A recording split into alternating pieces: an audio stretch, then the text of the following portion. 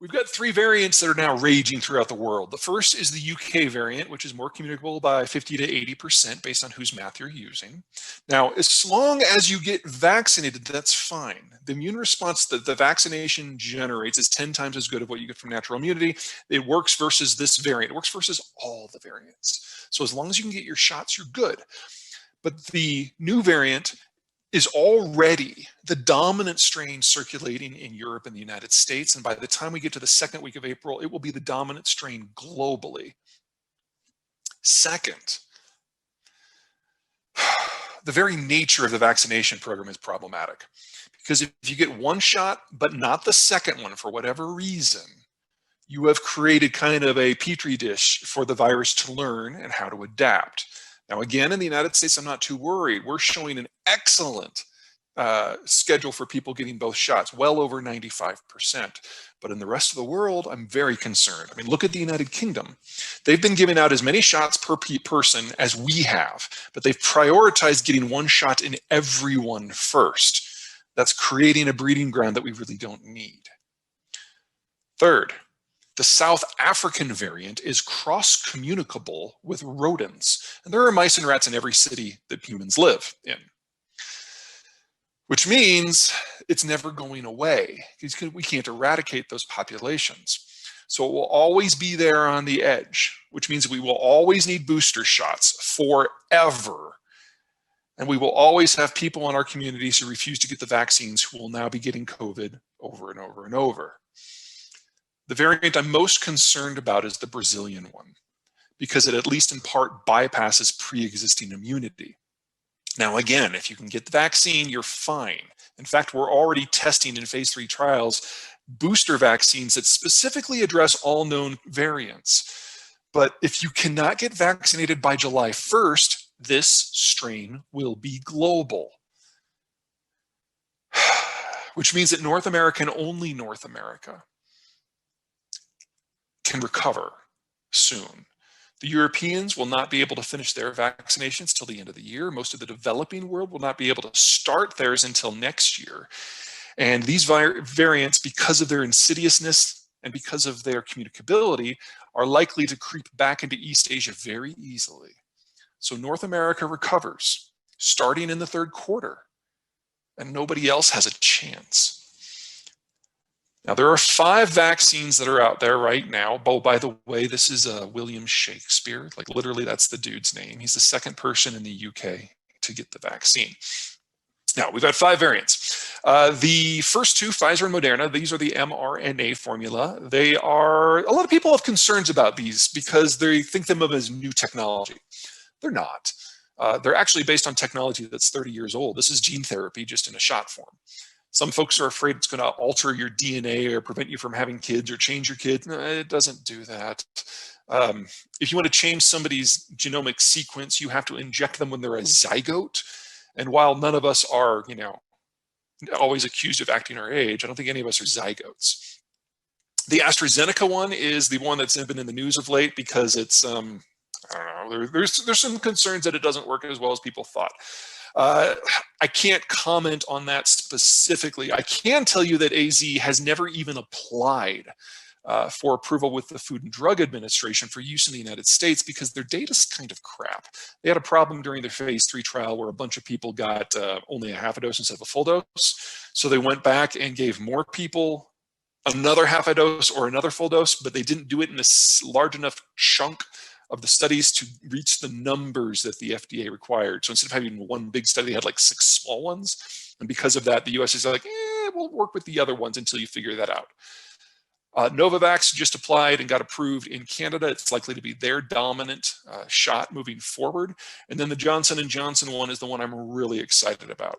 It's the only one that's a single shot formula once and done, and it can be stored in a refrigerator, while the mRNA ones have to be stored in a freezer. So J&J is likely the one that's going to vaccinate most of the human population.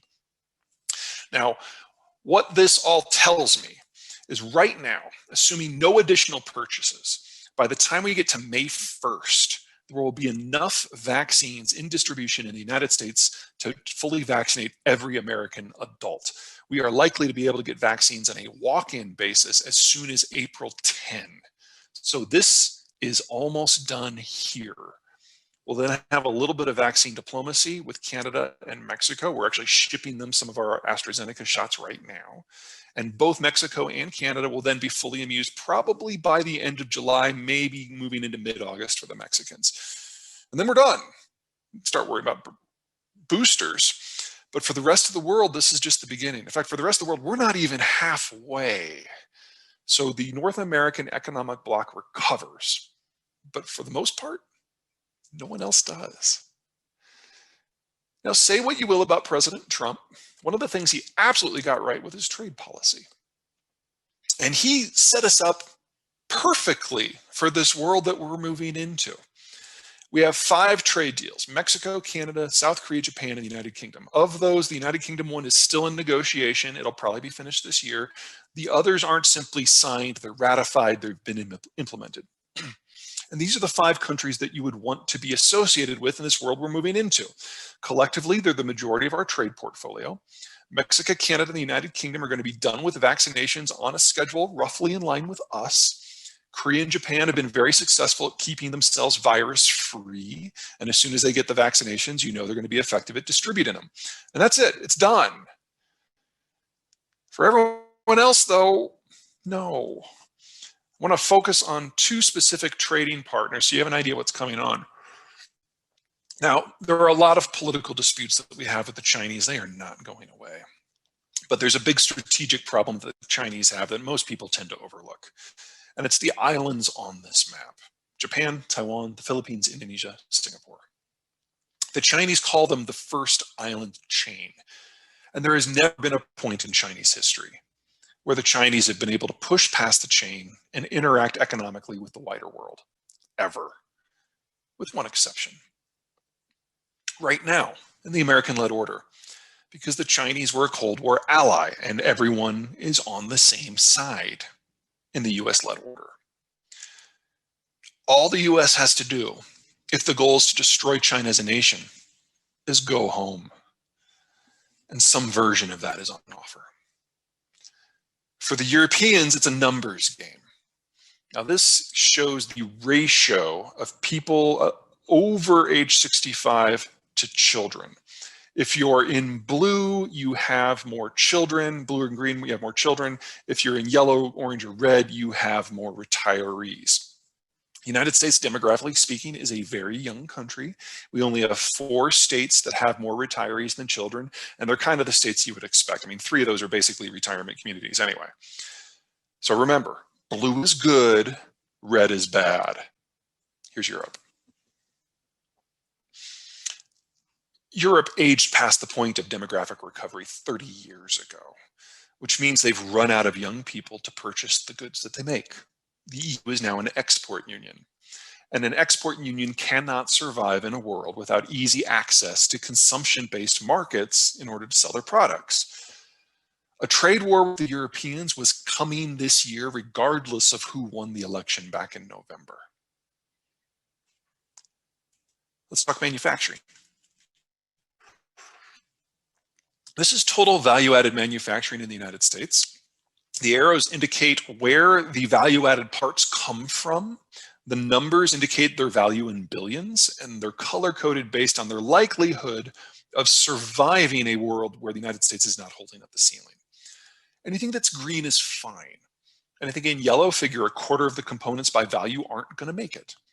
Orange, half, and red, write it off. The US has a lot of green, a lot of yellow, and no red. Now, that doesn't mean we're immune to what's coming, but when the total GDP exposure for the American economy is only about 10, 12%, that's not all that bad. We can grow through that, particularly with some help from the Mexicans. But the Germans can't.